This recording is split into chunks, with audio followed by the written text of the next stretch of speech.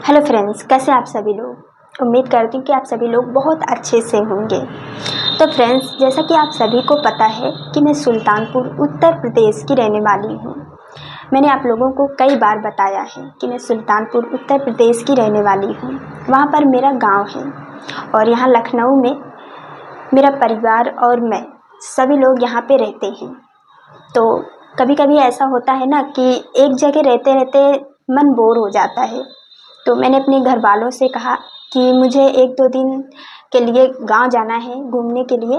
तो किसी ने मना नहीं किया, बोले कि ठीक है चली जाना। तो फिर मैंने यहाँ लखनऊ से अपने गांव जाने के लिए तैयारी बना ली। और फिर जब मैं गांव जा रही थी लखनऊ से, तो पहले लखनऊ से अहमदाबाद जाना होगा। उधरी से मतलब कि सुल्तानपुर की गाड़ी मिलती है, वहाँ पे मतलब बस भी चलती है और 4 व्हीलर भी मिलता है। तो आप किसी से भी जा सकते हैं, चाहे 4 व्हीलर से जाइए चाहे बस से जाइए। बट पहले तो हम लोग बस से ही जाते थे, लेकिन फिर धीरे धीरे जब मतलब कि आना जाना बराबर हो गया तो पता चला कि यहाँ पे 4 व्हीलर भी चलती है। तो हम लोग फिर मतलब कि जैसे आप बस से जा रहे हैं तो बस ज़्यादा टाइम लेता है छोड़ने के लिए, बस से ज़्यादा टाइम लगता है।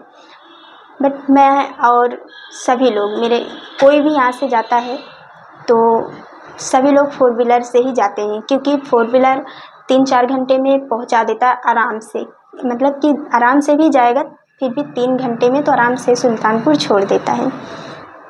तो सभी लोग मतलब कि जब भी जाते हैं तो 4 व्हीलर से जाते हैं। जब मैं भी यहाँ से जा रही थी तो मैं भी 4 व्हीलर से ही गई। मतलब मैं आपको बता दूं कि रास्ते में भी किस किस तरीके के लोग होते हैं, कोई शांति नहीं होती है। जब मैं जा रही थी यहाँ से सुल्तानपुर के लिए, गाड़ी में बैठ गई थी 4 व्हीलर में। वहाँ पे एक आंटी जी बैठी हुई थी, मतलब काफ़ी लोग बैठे हुए थे, ऐसा नहीं मैं अकेली बैठी थी, काफ़ी लोग बैठे थे। तो वहाँ पे एक आंटी भी बैठी थी, उनका छोटा सा एक बच्चा भी था। वो बच्चा मतलब कि इतना रो रहा था, शायद गर्मी की वजह से हो सकता है, तो इसलिए वो रो रहा था, या फिर पता नहीं क्यों ऐसा वो बहुत रो रहा था। तो मतलब जब बच्चा रो रहा था तब आंटी जो बैठी थी वहाँ पे वो शांत थी, वो चुप थी, वो कुछ नहीं बोल रही थी। बट जब बच्चा चुप हुआ, मतलब जब रो रहा था वो थोड़ा सा चुप हुआ, उसके बाद आंटी जी ने इतना बोला, मतलब कि उनकी बातें ही नहीं ख़त्म हो रही थी। वो आपस में पता नहीं कहाँ कहाँ की बातें कर रही थी, सभी को भी बता रही थी, सभी से भी बातें कर रही थी। ऐसा नहीं है कि अकेले ही बात कर रही है, सभी से बात कर रही हैं। मतलब कि कहीं पे भी जाओ ना, तो जैसे ऐसा होता है ना कि अकेले कहीं पे जाओ तो कोई किसी से बात नहीं करता है।